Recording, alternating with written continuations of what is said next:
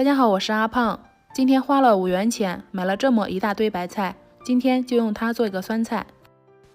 买来的白菜不用洗，去掉烂叶子，直接摊开晾晒，大概2-3天左右，像这样发蔫的状态就可以了。接下来把晒好的白菜对半切开，放到无水无油的盆里，再提前烧一锅开水，水开后直接倒进白菜里烫一烫。这样做的好处就是，首先腌出的酸菜不会烂掉，吃起来